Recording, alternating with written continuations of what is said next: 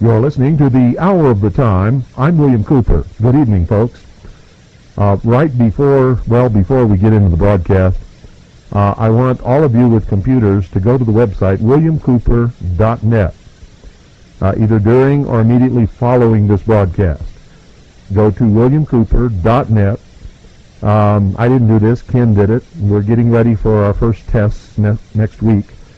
There's going to be a link at the top of the home page and also at the top of the Veritas News Service page, in case you've made that your bookmark. And it will take you to the the QuickTime link, so that you can download the QuickTime software, the QuickTime player, that you're going to need to be able to stream our broadcasts from the new streaming server. Now, next week we're going to do some tests, and we will be streaming a live broadcast of the Hour of the Time directly from this studio to our QuickTime server, and you'll all be able to listen to the broadcast either on Shoutcast or on Live 365 or with QuickTime on our QuickTime server. So that's going to happen next week. So go to williamcooper.net tonight and download the QuickTime player so that you will be ready to participate in that test. And I also need to advise all of those of you who have a 28.8 baud modem or less, or actually a 33.6 modem or less, you're going to need to upgrade. Now, we had to make this decision. Everybody is going to need a 56.6 kilobaud modem in order to make sure that when we begin streaming video, that you're going to be able to get a quality video that you're going to like. And we're going to be streaming video of the Hour of the Time live. Rick is having a T1 line put in directly to the studio. So things are starting to happen, and they're going to be really good things. And if you want to help us out, then hold on in getting the modem, because we're going to have them for sale on the website. And they're going to be good modems at a very low price. And Ken is taking care of that also. If you don't want to wait, then go ahead and get your 56.6 baud modem wherever you want to. We're not trying to tell you have to get it from us, but it sure would help if you do. Okay, so everybody do that. Go get your QuickTime player and download the software and install it, and make sure you know how to use it. And you can go to several sites on the internet and stream QuickTime with your QuickTime player, movies and sound and all kinds of things. For those of you who don't want to use QuickTime to listen to the broadcast, you can still listen to it on Shoutcast and on Live 365 from the WBCQ.com website. So you don't have to do any of this. We're just trying to let you know that those of you who are going to use our streaming from our streaming server, you need to start doing these things right away. Now, that doesn't mean you won't be able to get our broadcast with a 28.8 baud modem. You will. You're just not going to be thrilled with the quality, okay? And I'm talking about video. The audio is, you're not going to have any problem with audio. Okay, folks? So that's what you need to do. And When you've done that, then you'll be ready, and we'll notify you next week when we're gonna do the test, and you'll be able to listen. And it's not going to cost you anything during the testing period, so you don't have to worry about that. And we've also got some good news for you on the prices, but we're not going to talk about prices tonight. Be right back.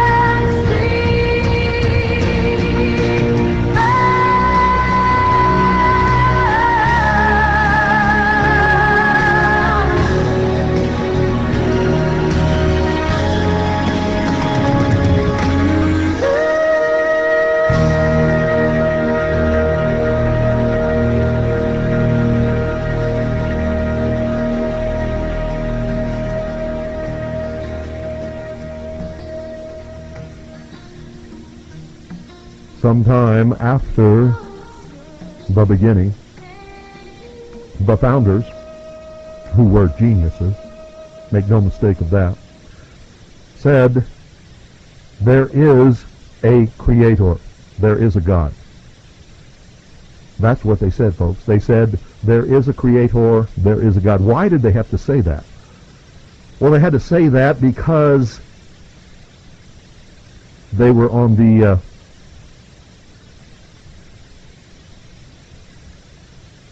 great swelling, the height of what was called the Enlightenment. The Enlightenment said there is no God. There is no Jesus. There is no heaven. There is no hell. Man is God.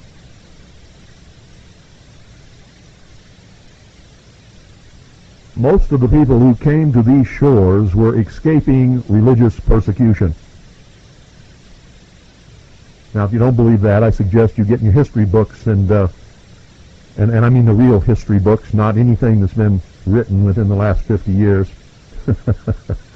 Get in the real history books to tell the truth about the pilgrimage from the old world to the new. And you will find that almost everyone who came to these shores was escaping some kind of religious persecution because they believed in God. Because they believed that the Bible was the infallible Word of God, because they believed in following its teachings and living by God's law, which is very simple to learn and understand, because it is, in fact, the Ten Commandments.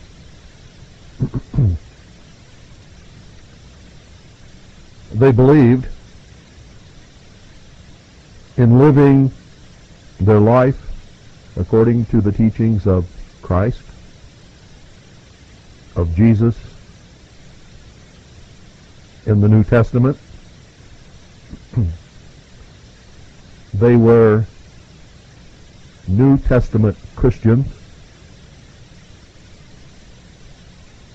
They understood what tyranny was.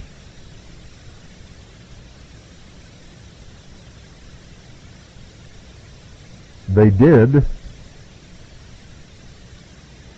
have discontent between their various sects and denominations that came to these shores, but there was never any blood spilled over that here. They understood that they didn't have freedom of religion in the place where they left, and to be safe here, they had to give freedom of religion to others in order that they may have freedom of religion themselves. And ultimately, when they established a government, a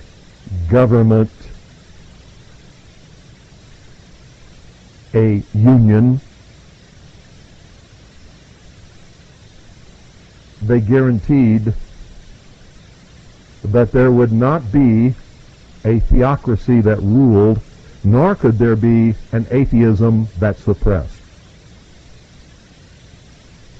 In other words, it was to be a secular government that was prohibited from passing any laws respecting any particular establishment of religion, nor could they bar any particular establishment of religion.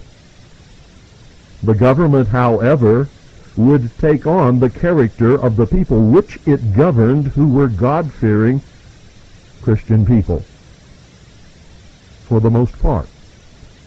You see, not all were. A secular government will always reflect the religious, moral, ethical,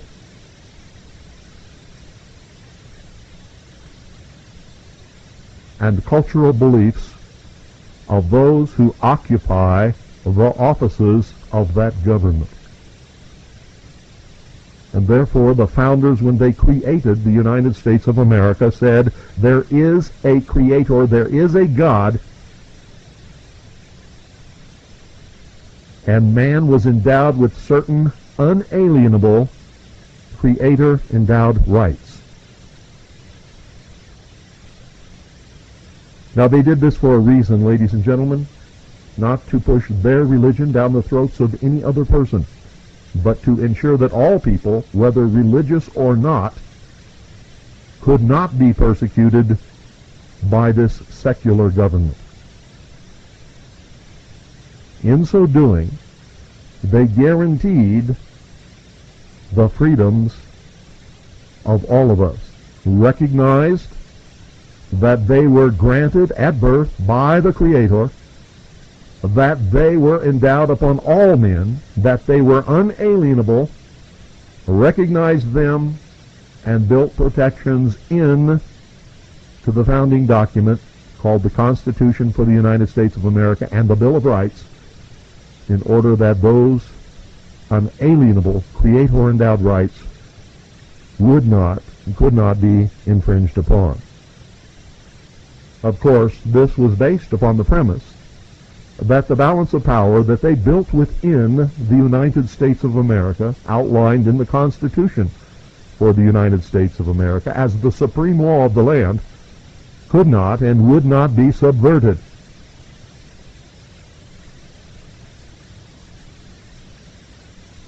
And as long as the men and women who occupied the offices of that government were God-fearing, moral, ethical,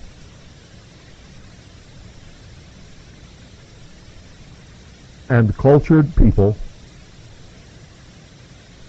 they believed that would never happen.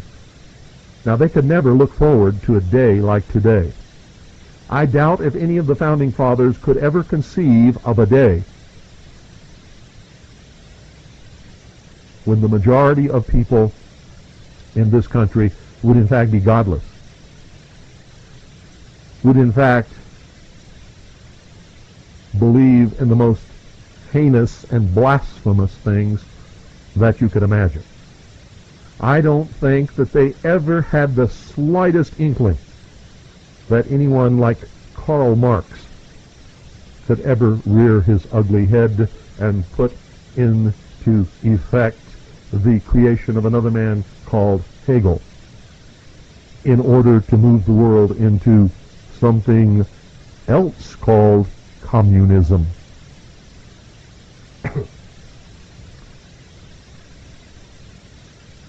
They understood that there were men in the world then who would like to see these things come to pass, because they also understood that the world is in the throes of a war, an ancient war that began at the very beginning of the history of man, of mankind, if you will, a war between good and evil, a war literally for the prize which is the soul of man.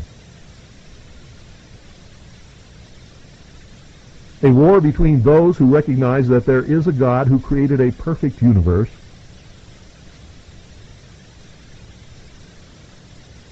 and those who believe that man is God. It's the same conflict that's been raging throughout the history of the human race, amongst all peoples everywhere since the very beginning. Everything that is happening in the world today has every single thing that you can think of to do with religion, and with the proposition that some men are better than others.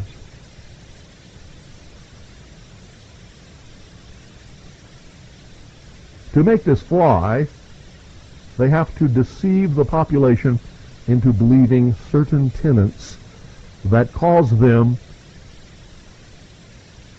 to pull away from God.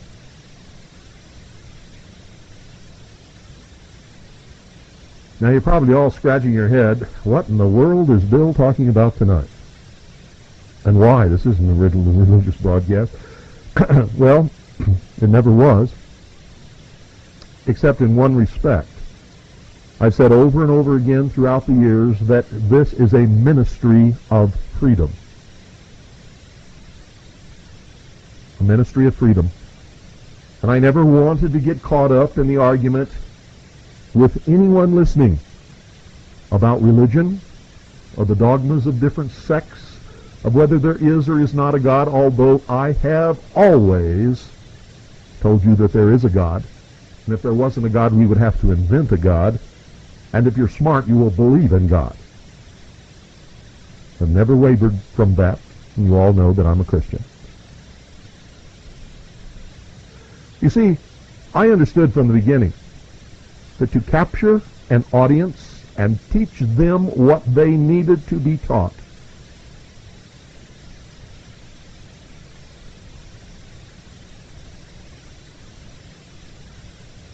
and to make sure that I captured an audience over an entire spectrum of the population of the world, I could not run anyone away with religion. But now I have that audience, and it's an audience that's been tested by fire, literally. It's an audience that for the most part has been with me since the beginning, or very close to the beginning, which occurred on May the 4th, 1992.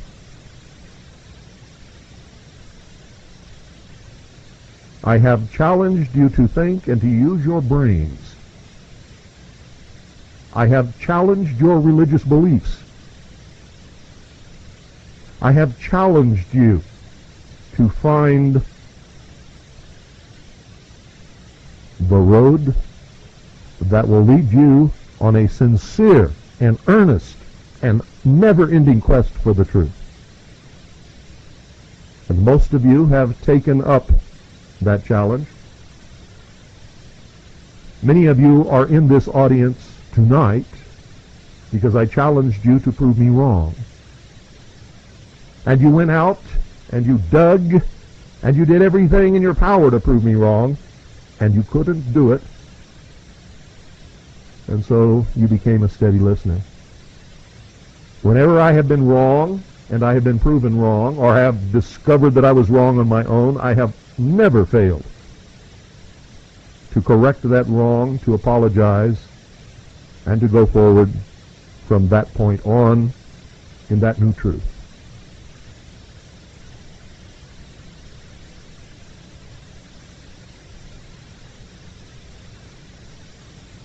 And so I have that core audience that I've been looking for all these years. And you know who you are.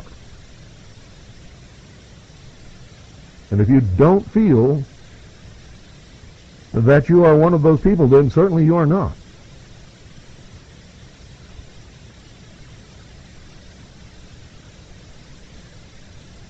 But you know, those of you who have been chosen, you know who you are. And so now I'm going to teach you some new things.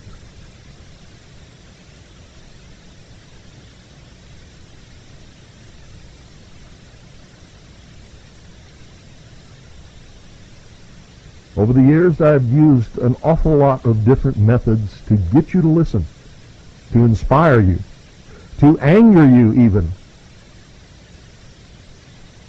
to anger you, to let you know that it is not acceptable to be a sheeple, that it is not acceptable to live your life in a lie, that it is not acceptable to seek out the fantasy because it feels better, to not seek the easy way, that you would be challenged. If you align yourself with me, you're going to be persecuted. I can guarantee you that for sure. But that is the right road to travel. And you know that.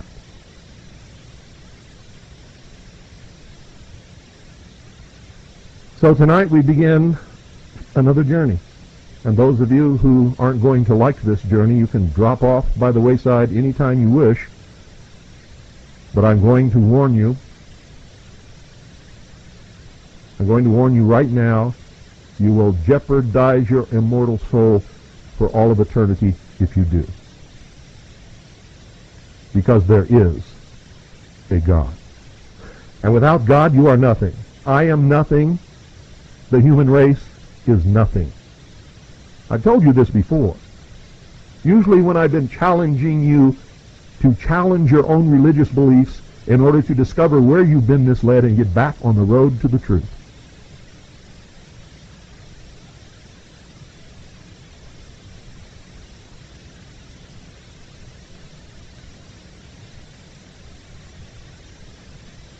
You see, if there is no God, man does not have to answer to any higher force whatsoever. That means man is at the top, is at the pinnacle, is the ultimate in the universe. And don't call me up and say, oh no, Commander Ashtar is floating around out there. Commander Ashtar is a bullshit creation of those who follow evil. Ashtar is another word for Satan. The ufology movement is a part of the New World Order deception. And it is designed to entrap you and destroy you. For all eternity. Forever. Art Bell is a manifestation of that. He laughs at you as he wears his Skull and Bones t-shirt. and get you all confused, chasing your tail around some cul-de-sac in a little eddy at the side of the river while the main stream rushes by and passes you and leaves you trapped, destroyed, impotent, worthless,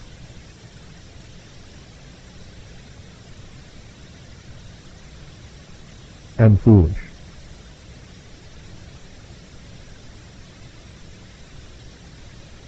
This is the age of deception. This is the age of deception. This is an age of deception that no human has ever experienced in the history of this world.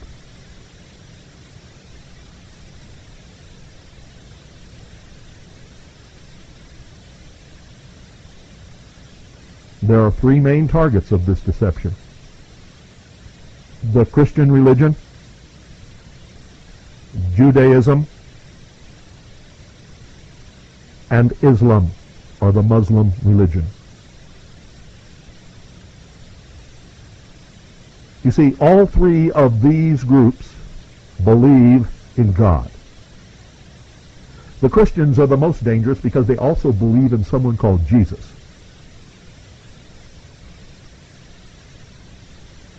And so they're the number one target. There are many secular Jews who believe that Judaism will survive and remain untouched. Judaism will be destroyed in the process also, if the New World Order is successful. And so will the Muslim religion, what we know as Islam. In any form that these three religions take, they are the main targets of the New World Order. They are the main targets of the forces of evil. Because if there is a God, then man cannot be God. And if there is a God and man disobeys God's law, man is doomed to be judged and to be cast out into death for all eternity. The death of the body and the death of the soul.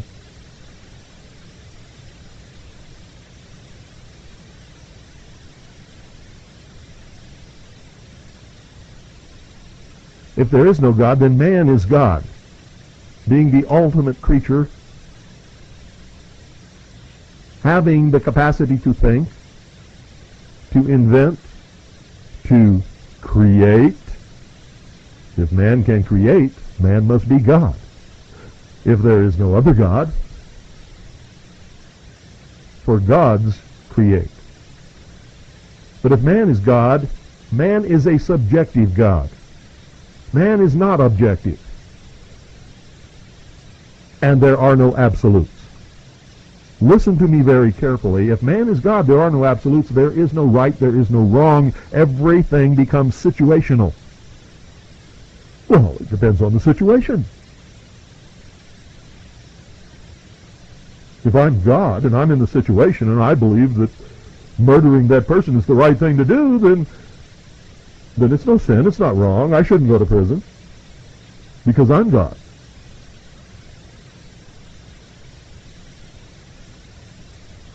Very dangerous proposition. But that's why, ladies and gentlemen, that God has been attacked so viciously for so many years. Someone asked, if there's a God, why didn't he save those students at Columbine High School in Colorado and Littleton, Colorado? Why didn't God save those students? Well, I'm going to tell you why, ladies and gentlemen, why God did not save those students. Those students did not know God. Now listen to me very carefully. God is not allowed in our schools. God was not there in that school. God was in the hearts of a few of those students, one of whom was tested in the ages-old requirement that Christians never renounce God was a young woman, young girl, who was asked by one of the murderers if she believed in God, and she said yes. And she began to give her testimony and was killed. But she never wavered, not for one moment. God was in her heart, but God was not in that school. If God had been in that school, those two young men could never have been led down the path upon which they ultimately found themselves, and they would not have committed the acts that they did.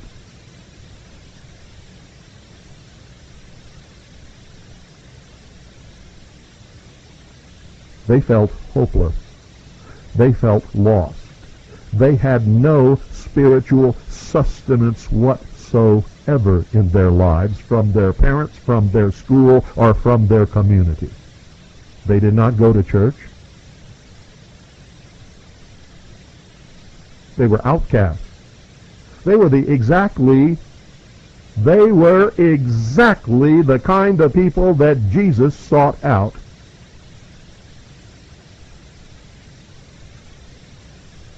And ministered to. But Jesus was not in that school. God was not in that school. When they had the memorial service, because the majority of the children attended Christian churches and it was a Christian community, they had a Christian service. The reaction of the nation, of the government, of the Anti-Defamation League and other organizations was to condemn them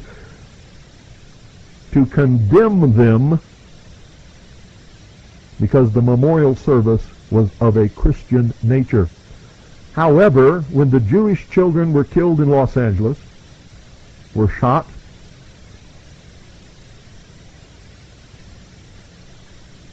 the memorial services, the funeral services were Jewish, and no one said a word about it. Now, this is not the fault of the Jewish people. It is the fault of those who are in the throes of destroying the Christian religion. I guarantee you, Jews had better get on the bandwagon because Jews are next.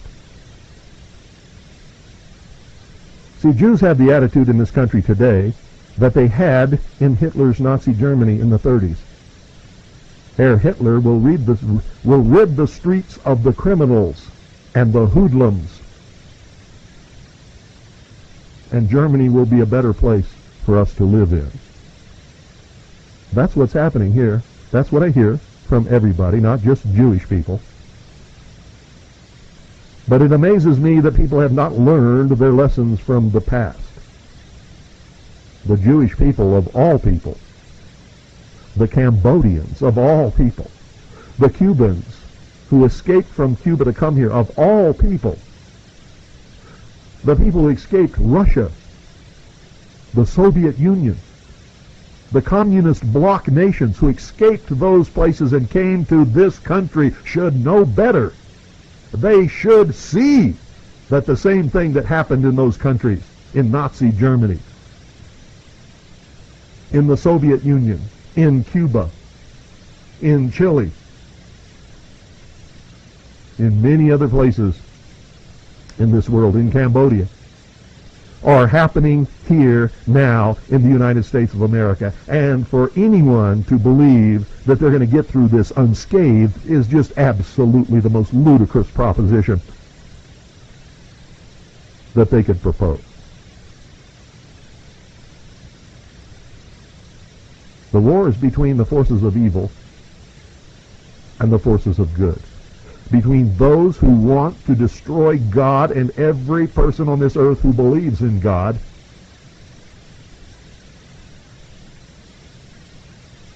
and those people who know that there is a God and that they must obey God's law.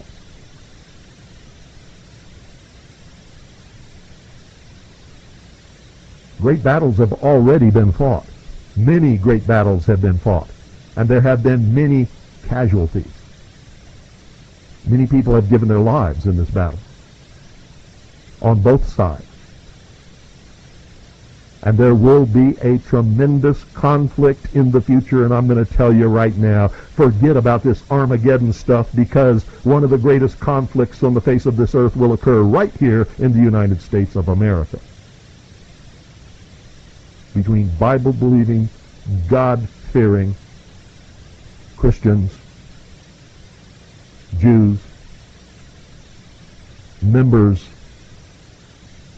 of the religion of Islam, and the followers of the Luciferian philosophy. I have people who call me every day and say, well, Bill, that can't be true, because everywhere I look,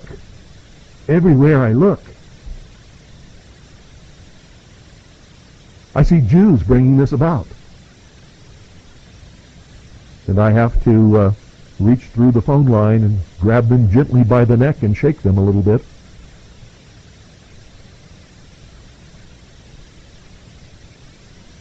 Most Jewish people, by their nature, are intellectuals. Intellectuals are the most easily trapped by the Marxist and communist lie. If you've been taught to be prejudiced throughout your life, you're going to look for those whom you believe are the bad people to be persecuting you. And if you're looking for them, you're going to find them. But your vision is narrow. Because if you really look and open your eyes and peel the cobwebs of your prejudice and your racism away, if you take the hoodwink from off around your head and really look, you'll see that there are people who are pretending to be Jews but are not Jews at all. You don't see them in synagogue. When you do, it's to fool the community that they really believe in God, because they do not. You see, people who really believe in Judaism believe in God. They attend the synagogue. They obey God's law. You will see people who pretend to be Catholics, who are not Catholics at all, do not believe in God. You will see people who pretend to be Baptists. In fact, I'm going to tell you right now, the entire leadership of the Southern Baptist Church, including most of the men who stand behind the pulpits of all of the Southern Baptist churches in this country, are Freemasons. They do not believe in God. You will see members of the Lutheran Church who do not believe in God. You will see men like William Jefferson Clinton who pretend to be a Christian. William Jefferson Clinton is a devout Marxist. Marxists do not believe in God. And his wife Hillary, she is a very dangerous radical Marxist communist.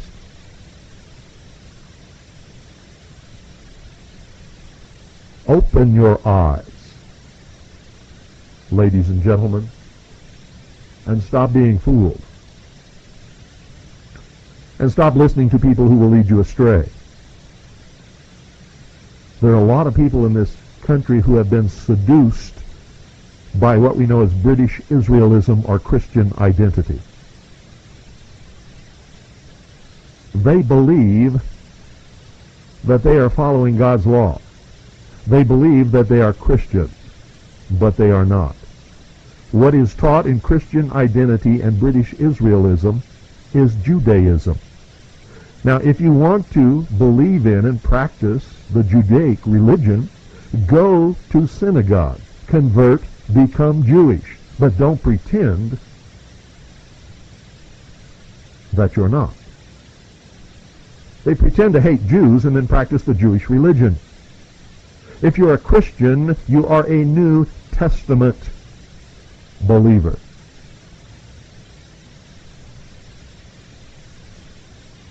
If you are a Christian, you follow the words of Christ.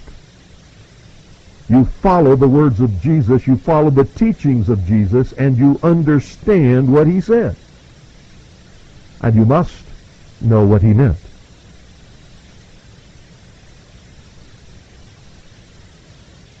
How in the world could a man who is God in the flesh say, "Whosoever believeth in me shall have everlasting life," mean any other thing than that?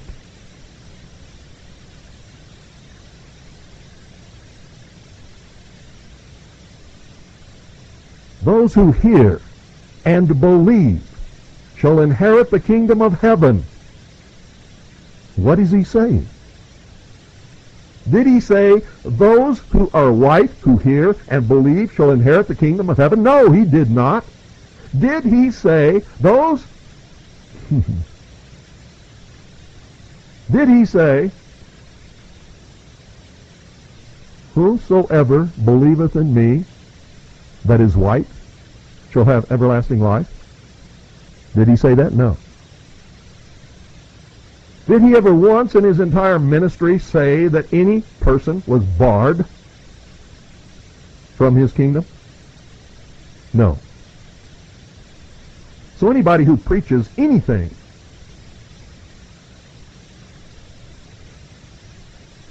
who tells you that certain people are barred from the kingdom of heaven is preaching a lie.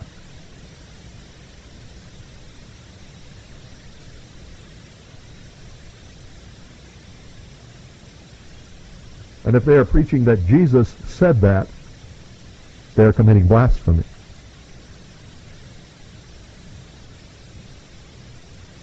How is it that so many Christians go to church for so many years and listen to so many preachers pick passages out of the Bible that they twist and suit to fit their personal religious agenda without ever having read the words of Jesus to find out what their religion is all about? Because the Christian religion is based strictly and only upon what came out of the mouth of Jesus. Period. Nothing else. Nothing else.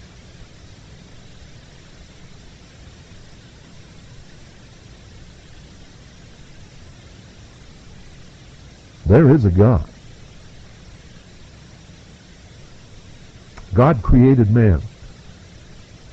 God gave man certain unalienable rights that cannot be taken away, cannot be given away, cannot be contracted away.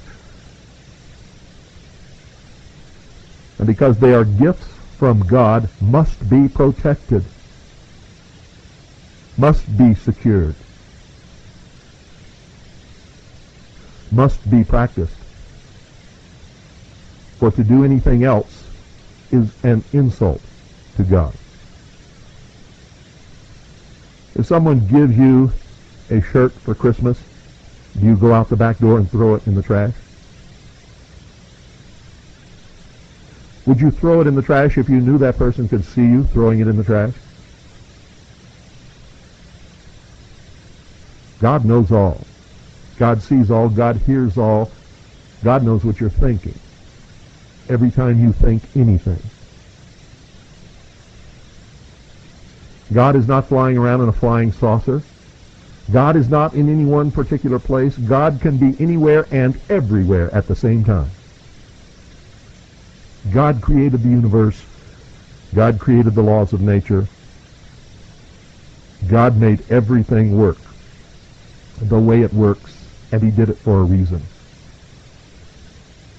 God created man and put him on this earth to learn, to live, to have free will. You see, God made man in freedom. In freedom. He gave this earth to man. Said, here it is. Take care of it.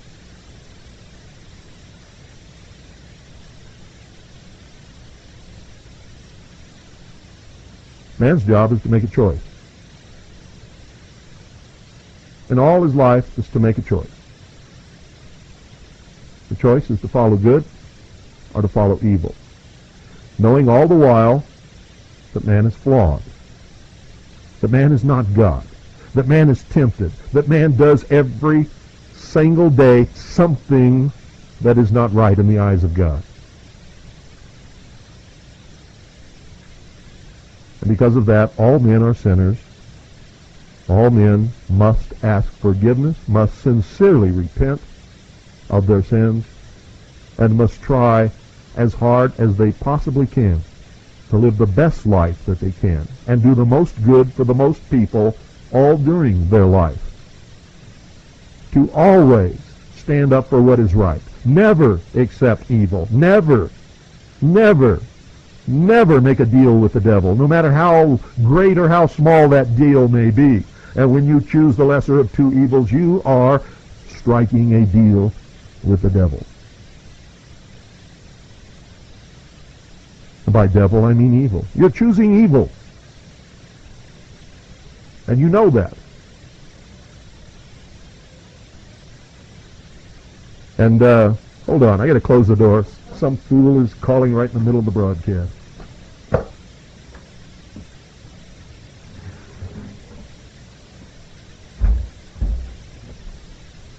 There we go. So the purpose, folks, of tonight's broadcast is we're at the fork in the road. And things are getting worse and worse all the time. No one is going to escape what's coming. Nobody. I don't care who you are not going to escape it. It is going to be, in fact, a terrible, terrible thing.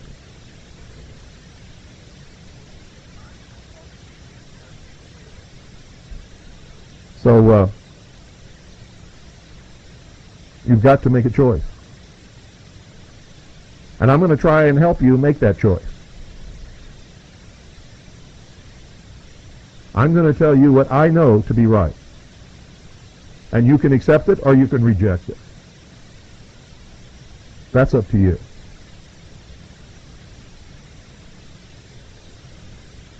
This has always been a ministry of freedom.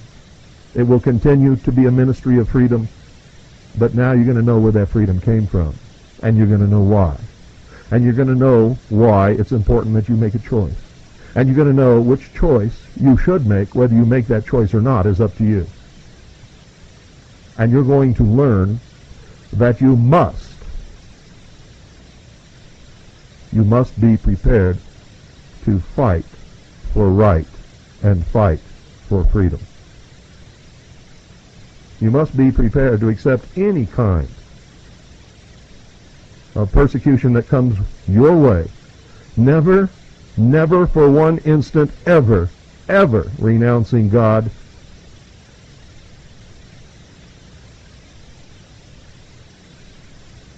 No matter what happens, no matter what choices you're given,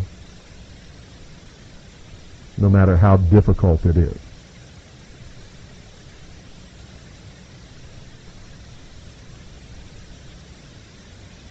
The world is moving into evil. The New World Order is being promulgated by evil men for an evil purpose of enslaving the population of the world, eliminating God from this universe and all who believe in God. They really believe that they can do it.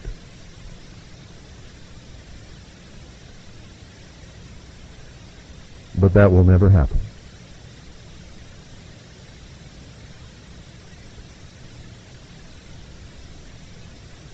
God made them. God can destroy them.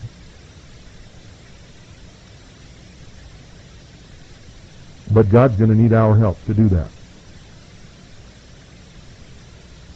If you believe for one moment, sitting back, believing, and I know people who do, really believe that they are so special, that they are only one of 144,000 who are going to be, quote, raptured, end quote, will not be subjected to any tribulation or any trials, will not be persecuted, by the communism that's coming, and it is coming. It will envelop the whole world.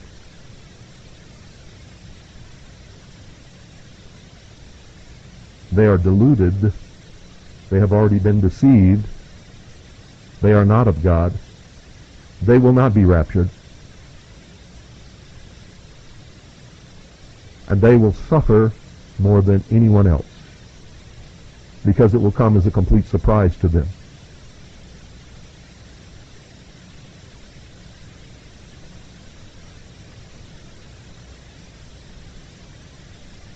Evolution is a lie. If you believe in evolution, you cannot believe in God. And that is why evolution has been fostered. That's why it's taught in our schools. There's no proof for evolution. There are mountains of proof against it.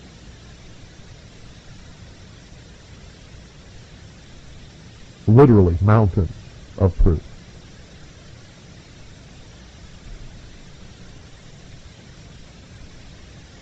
So tonight, I guess we begin the weeding out process.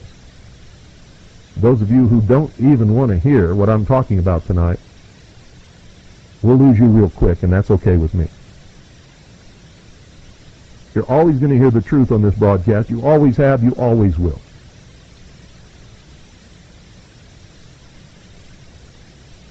And we're not just going to talk about these subjects, but I'm never going to let you forget about it. Not ever.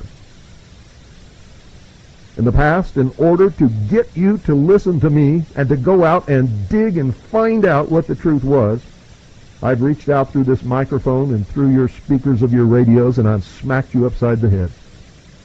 I've done what I had to do to get your attention. I've done what I had to do to make you angry. I've done what I had to do to make you go dig. I've done what I had to do to make some of you feel in your heart that you had to prove me wrong. And in so doing, I knew that you would discover that I was right, and you did.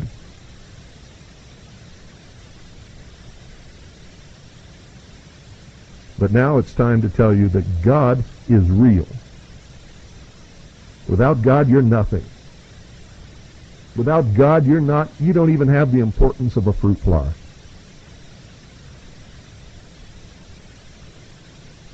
Without God, trees are more important than you are. Without God, man is God. And as I've told you before, we will live by the laws of the jungle. It will be the survival of the strongest and the fittest, and those who are not the strongest and the fittest will be enslaved by those who are, the whole world over. And a small group of elite will rule this world. Most of them don't even have the slightest idea that they're just pawns in a much larger game, and that ultimately they'll be sacrificed. But when they are, it will be the end of them forever. Whatever we are required to suffer, it is better to suffer in our belief, in our trust, and in our love for God, and live forever. Think about that tonight, because that's really your choice. Death for all eternity, or life for all eternity. Taking great personal risk, having to fight, and I mean really fight for a long period of time, for freedom and for God and for right. Or to be a slave of the New World Order. To turn informant on your friends and neighbors. To live in lies and mistrust and deception. And then experience death for all eternity. I don't know about you, ladies and gentlemen. I choose life. I will always choose life. I will always fight on the side of good. I will always take the right fork in the road. I will always believe in, love, and obey God. Won't you join me? Amazing grace, how sweet the sound that saved a wretch like me.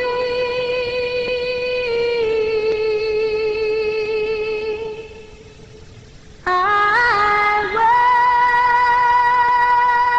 once was lost, but now I'm found. Was blind, but now I see. 'Twas grace that taught my heart to feel, and grace my feet relieved.